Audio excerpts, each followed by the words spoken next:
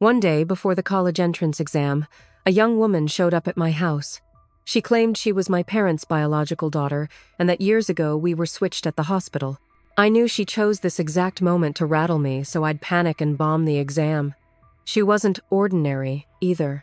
She was someone who had been reborn. And me? I'm a book transmigrator. The moment my mom heard her story, she didn't even think. She lunged forward, hugged the girl, and burst into tears. "Sweetheart, we don't need a test. I can tell just by looking you're my daughter." The reason? The girl looked uncannily like my mom when she was young, so much that no one could doubt it.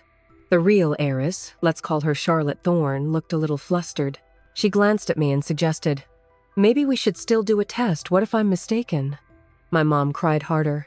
"There's no mistake. You're my daughter." Even so, under Charlotte's gentle persistence, all three of us went to the hospital for a DNA test. As the nurse finished collecting samples and was about to leave, Charlotte suddenly said, "Mia, you should test with us too." The air went tight. I smiled lightly. "No need. You three go ahead." She wouldn't let it go. "Please do it, in case I'm wrong." My dad finally spoke coolly. "No need. Mia has already done a test with us before." I smiled sweetly at the heiress who'd come back from the dead. She wasn't the only one who knew the plot. I'm the Transmigrator. I know everything. Not only that she resurrected, but also her next moves. I knew she'd appear on this very day with one aim: make Mia fail the exam so the fake daughter's life collapses. In the original story, Mia was the city's liberal arts top scorer, but Charlotte's ambush made her flunk and miss university. But I'm not the original Mia. Before she even came, I'd told Mr. and Mrs. Thorne that I might not be their biological child and requested a DNA test. Of course, I wasn't. As soon as the result came back, I offered to move out. They refused. "Blood isn't everything. We raised you 18 years. We can't treat you like a stranger." To make things less awkward for the real daughter, my mom even suggested changing her name ahead of results from Ming Zhou to Charlotte Thorne. You're listening on Usebrain Audio, where your IQ is respected. Enjoy the story. After we got home, Charlotte said, "Mr. and Mrs. Thorne, until the DNA results are out, I should go back to the Kerr household.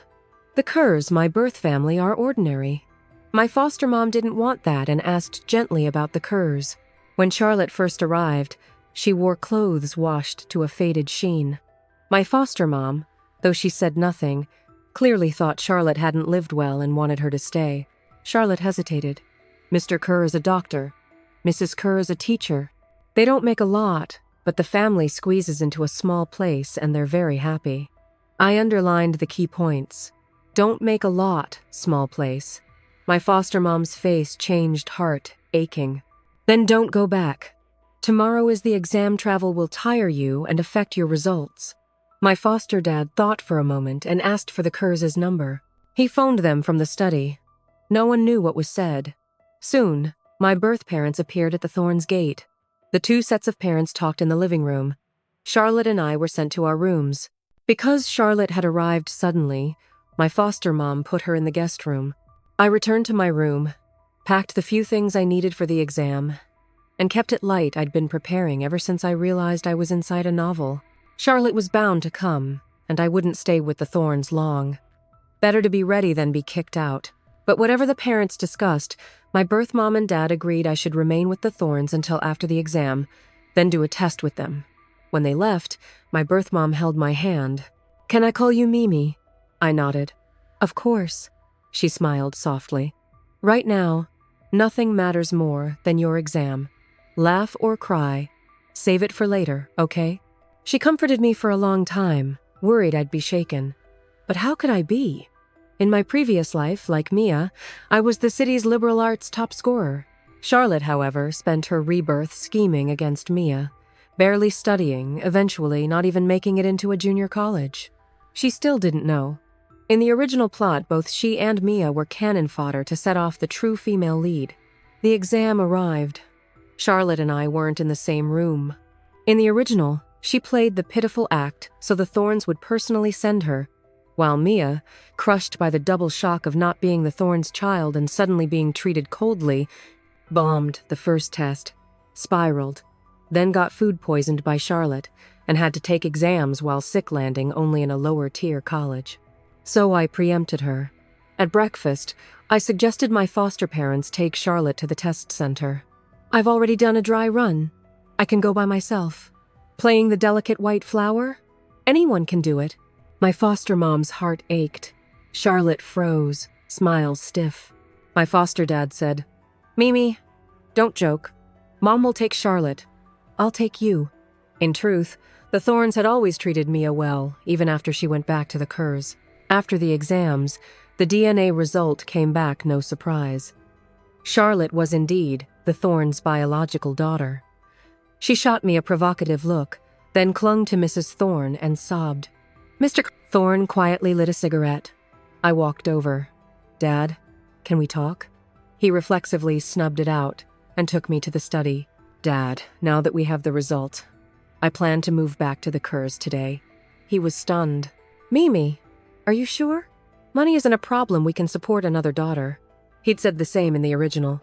18 years of love can't be cut by a lab report. I smiled. "If I stay, Charlotte will be unhappy. Tension will grow. You'll favor one at times, and the other will feel wronged. Also, my birth parents have only me for a daughter. If I stay here, what about them? This is Mia's responsibility. I took her life. I'll carry her duty." After a long silence, Mr. Thorne sighed. "You've grown up." He pulled a property deed from the drawer. "We planned to give you this once you started college. Take it with you." I refused. "Clothes you and Mom already bought and my personal things are enough."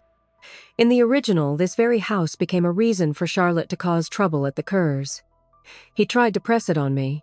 I still didn't take it. I didn't want to owe the Thorns and have Charlotte weaponize it later. Score release day, my parents were more nervous than me. I felt good. After finding myself in a novel, I'd worked practice exams relentlessly. Even if I wasn't the city's top scorer, a solid university was certain. Before I could check, Mr. Thorne called, voice excited. "Mimi, your teacher phoned your score is 698. You're the city's liberal arts Hasson." I remembered the school still had the Thorns number, 698, slightly higher than I'd expected. In a centrally administered city, that's practically provincial Hasson. He added, "Second place is just 1 point behind." I asked if the runner-up was Natalie Reed, the original novel's heroine and top scorer. He didn't know. Admissions officers from Tsinghua University and Peking University also called. Mr. Thorne gave them my current address so they could visit. Not surprising, top scorers get courted. I thanked him, then, seeing my parents' hopeful faces, asked, "Do we have Charlotte's score?" 220. My dad said flatly, much lower than in the original. My parents were speechless. Before leaving the Kerrs, Charlotte's last mock exam was over 600, well above key university cutoffs. How did she end up with that? My mom couldn't believe it. Even guessing randomly wouldn't be so low. My dad snorted. She probably got giddy moving in with her rich birth parents. They were disappointed. Back home, they fretted over me instead. Minutes later, I got bank alerts. Each of them had transferred about $1,400 so I could buy clothes. They'd always been generous. Both a doctor and a teacher do fine here. That reminded me. Charlotte left a lot of stuff at the Kerrs' place. I packed her newer clothes, laptop, and other items into a box, messaged Mrs. Thorne, and took a cab over. I set the suitcase down. "Mrs. Thorne, these are Charlotte's things she left at the Kerrs. She didn't take any clothes, shoes, or even the laptop." We opened the box brand. Name outfits, barely worn. Mrs. Thorne sighed. The Kerrs treated her very well. I smiled. "Yes, my dad's a doctor. My mom's a teacher, solid income. Charlotte wasn't deprived there. I'd brought these on purpose, so the Thorns would know the Kerrs never mistreated her." Charlotte came downstairs, spotted me, and froze. "I brought your things," I said. Her expression slipped. "I didn't take them because those were bought by Mr. and Mrs. Kerr. I'm no longer their daughter. It didn't feel right." She shot me a loaded glance. "Mrs.?" Thorne replied coolly. "They raised you for over 10 years. They wouldn't stop you taking your clothes, and they're used already. Mia can't wear them." Charlotte's face went red, then white. I added, Have the housekeeper pick up the rest. There are textbooks you'll need for your repeat year." Mrs. Thorne agreed. I left soon after. When term started, my mom returned to work. My dad swapped shifts to drive me to campus. The original heroine, Natalie Reed, also went to Tsinghua, like in the book. We weren't close before, just acquaintances, but during military training she came over, bright as her name, and we exchanged numbers. That night she sent a forum link. "Come admire the campus heartthrob." It was Julian Grant, 19, finance major, the novel's male lead. In the book, Julian fell for Natalie at first sight. Here, Natalie briefly fangirled online, but after a few classes together, she sighed to me. "He's just normal after a while." I agreed cherries are great until you eat them every day. Unfortunately, Julian overheard that normal line right behind us. For the National Day break, Natalie and I flew home together. At the airport, my mom told me the Thornes were hosting a fancy banquet at a 5-star hotel to introduce Charlotte to friends and family, and there was an invitation for me alone. I declined. Obviously Charlotte's idea. The Thornes wouldn't invite the fake daughter to that. That night, after Mrs. Thorne posted 9 glossy banquet photos, Charlotte arrived at my place in a custom evening gown, carrying a 3-tier thermal lunchbox of leftovers. My mom was showering. My dad had a night shift. Seeing only me, she looked disappointed. "Why didn't you come?" "After you left the Thornes, eating at a high-end restaurant will only be a daydream." She set the container down. "I brought food from tonight's banquet. Your parents have probably never tasted anything like it." I smiled thinly. "You lived here for years. Don't you know what we eat? The Kerrs aren't as rich as the Thornes, but we don't lack a meal." My mom appeared, towel in hand. "Charlotte, it's late. Head home, or your parents will worry." Charlotte left. The day before I returned to school, Mrs. Thorne invited me to dinner. Charlotte wanted to apologize. I went for Mrs. Thorne's sake. Charlotte led me to her room. The smile vanished. Arrogance replaced it. She flung open her walk. In closet designer, clothes, shoes, bags. "See? All new. You'll never afford these again. I'll even let you pick a small one and I might gift it to you." I didn't move. "Instead of obsessing over me, worry about your grades. If you score the same next time, you'll run out of excuses."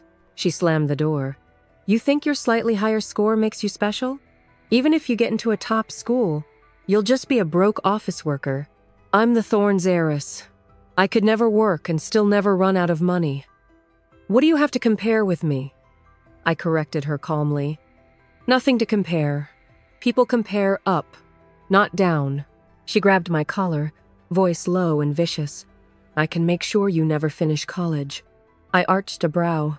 "I don't believe you." Her rage flickered. Then she smoothed my collar and smirked. "We'll see."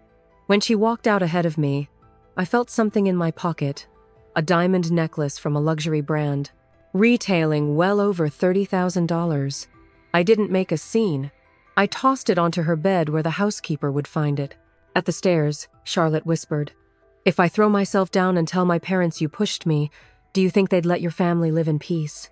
I put distance between us. "Try it." She glanced at the wide spiral staircase, then sneered. "I'm not stupid enough to ruin my life over you. A pity there's a camera right there." Downstairs, Mrs. Thorne called us to dinner. Charlotte chirped, "I apologized and want to give Mia a gift. What should it be?" "Ask Mia," Mrs. Thorne said. Charlotte looked at me. "Your neck's bare. How about a necklace?" "Sure," I smiled. Her eyes flashed. She ran upstairs and returned with a square box. "The diamond necklace we bought last time. It'll look perfect on Mia." She opened it empty. Her face changed. "Where's my necklace? It was here this morning." She looked at me, implying the rest. Mr. Thorne frowned. "If it's missing, go search your room." "It couldn't fall," she insisted. Mrs. Thorne's face darkened. "Did you forget where you left it?" Charlotte pressed on. "I remember exactly. No housekeeper went into my room today, only—" She trailed off, staring at me. I finished for her. "Only me? So you suspect I stole it? Then let's search," I said evenly. "If it's not there, we call the police. With that brand's logo, the police would take it seriously." Charlotte's mouth twitched. She sent the housekeeper up. Minutes later, the housekeeper returned holding the necklace I'd tossed on Charlotte's bed. Charlotte stared, stunned. Mr. and Mrs. Thorne, seasoned and sharp, immediately saw through her ploy. Once the staff left, Mr. Thorne said sternly, "Charlotte, apologize to Mia." She refused, eyes brimming. I took out my phone, opened the default voice recorder, and played our earlier conversation, her arrogant threats, word for word. She lunged for my phone. "You're vile." "Enough, Mr. Thorne barked.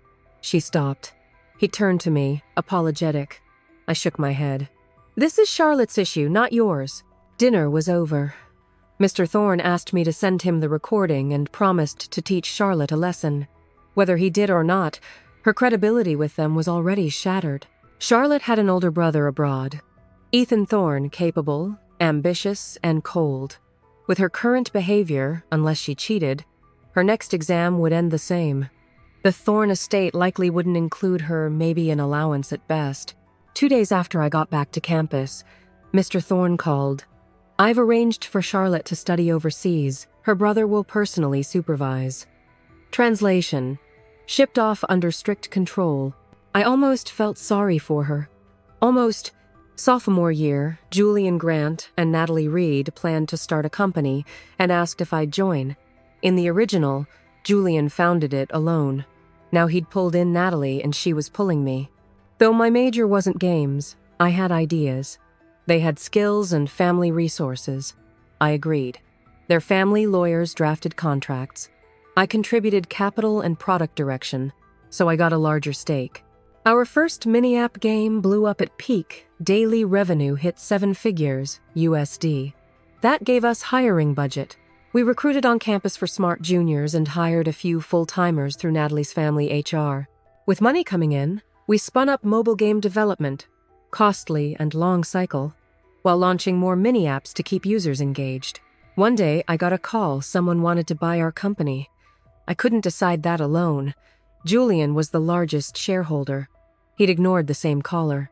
I forgot about it until a sleek car stopped me outside a fruit shop. The driver lowered the window. "Get in, Mia." A striking man, face handsome, aura dangerous. I turned to leave. "I'm Ethan Thorne," he said, Charlotte's brother. I got in. Air conditioning beats heat. He went straight to the point. "I called 2 days ago." "You're the one trying to acquire us?"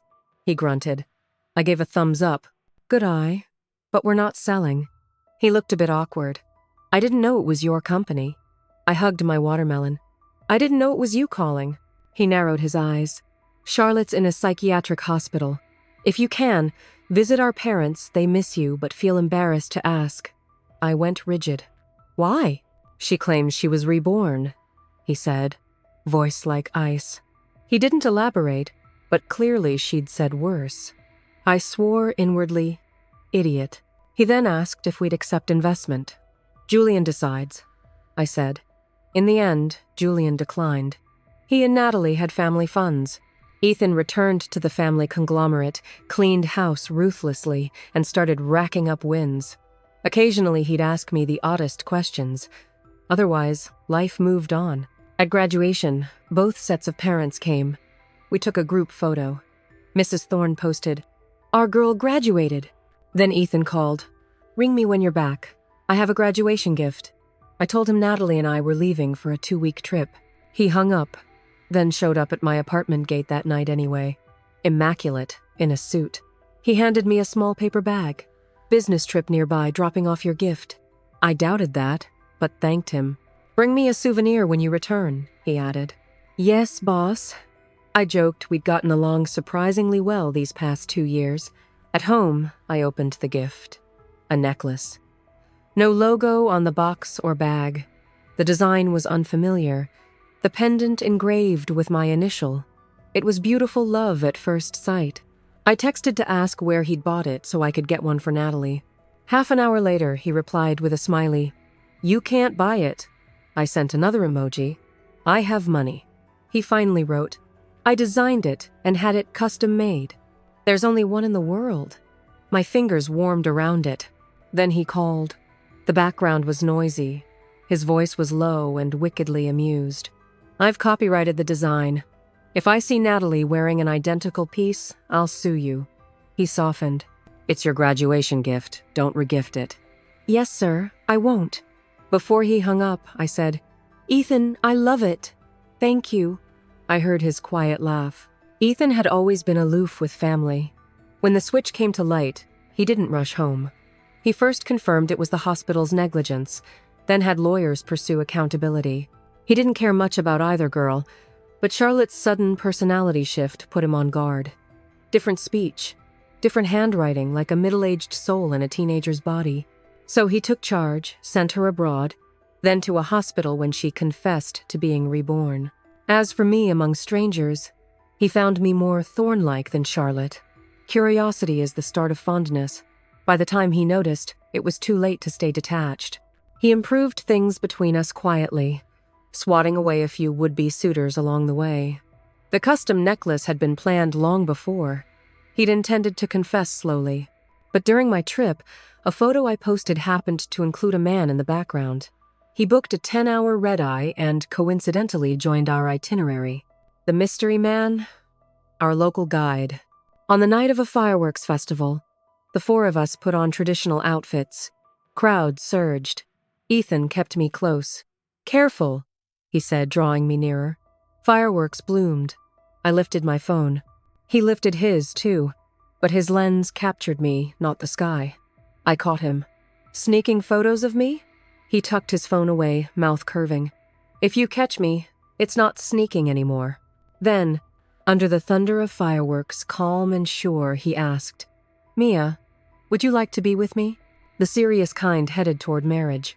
He hadn't planned to say it yet, but the moment was perfect. I didn't turn to face him, didn't make a speech. I simply reached out and laced my fingers with his. Yes, thank you for listening to today's story. I treasure your thoughts and comments. Don't forget to like, share, and subscribe to Usebrain Audio. See you in the next episode.